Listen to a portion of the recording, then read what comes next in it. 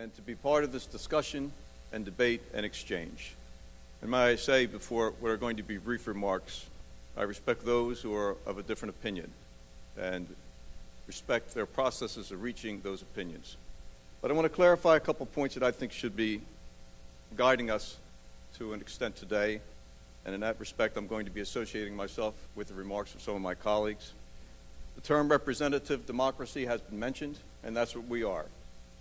In 1947, in the last major overhaul of our Constitution, there was no effort made, no record that reflects that it was contemplated that New Jersey should be an initiative and referendum state like California. We vest the power of lawmaking with those who are elected, and they come to this house, this place where Lincoln spoke, to take on issues that matter to people. The suggestion that this body is not capable of doing numerous things concurrently, like speaking on issues of jobs and the economy, and many, many important issues to those around the state, simply not the case. There are 80 members in this body. There are thousands of pieces of bills that are advanced. There is a recent history of significant legislative accomplishments addressing a number of issues, and there's a great deal in the works to speak about those other issues. This is simply an issue that this body is taking up now, and it is long overdue. And I suggest to all of you that when we finish this day, that the institution of marriage will be stronger, it will be larger, it will be bigger. And for those who don't have a comfort level, I respect that. There are some issues that all of us engage in occasionally that, first of all, either we don't know or not familiar with and have to get up to speed on. This issue has evolved as the society has evolved. If you look at our Constitution, you will see the very first sentence, Rights and Privilege, Article 1.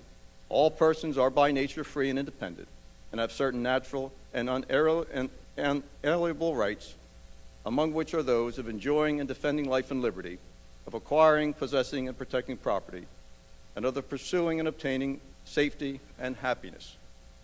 It vests with this legislative body the role of lawmaking. Law is a living, breathing thing. It's changed over time as society has changed. It's designed that way.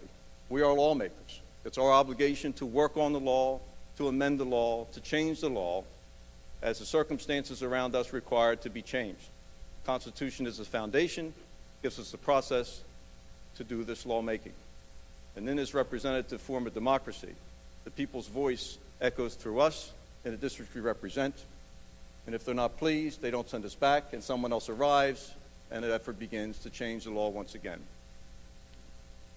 This opportunity today is something that's unique, doesn't present itself to lawmakers on many occasions, and some serve a generation here never having an opportunity to be involved in something so significant.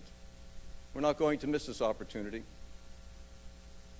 I've been moved today by my colleagues who otherwise you would look at and think, well, this is something they can never support. But they make this body proud by participating in the process of listening to those around them, of educating themselves as the day goes on. I'll close with this brief story. We had passed the civil union law after the Supreme Court, in their boldness, said, we don't care what you call it, just make sure everyone has the rights that they should have. We took that step because that's what we could do at that time, and that's what we could get done. We now know that wasn't complete. We now know it's not working. There's a conflict of federal law involving size of employers. There are loopholes that allow people through the state not to recognize the civil union work that we did. And that's why today we take this next step. But my point is, we had finished that work. We had finished our budget session. Janice and I were traveling New Jersey Turnpike and stopped for a Starbucks because she insists on Starbucks. I can handle Dunkin' Donuts, but she insists on Starbucks. We're in line at one of the rest stops heading north. There's an attractive young couple standing in line. Of us happened to be of the same sex. There was a brief sharing of a moment of public affection. And I happened to be like two people behind, so it not only was in front of me, but I could hear the exchange.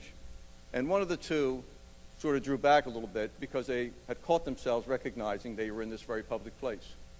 But the other person said, no, it's okay. We're in New Jersey. They were traveling from out of state.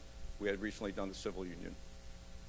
I was moved by that because New Jersey should be a beacon, should be a place that people look to. The state's been around a long time, since the very beginning. This is a special place, a place that people look to. And today I look forward to supporting this because I believe that as a lawmaker, our role is to get it right, to reflect society, and to stand up for those who don't necessarily find themselves in the majority at that given moment. And, Madam Speaker, I am honored to be associated with this issue at this time. Look forward to voting yes. And again, I say, in our laws, I feel today, marriage in civil law will be stronger when we finish.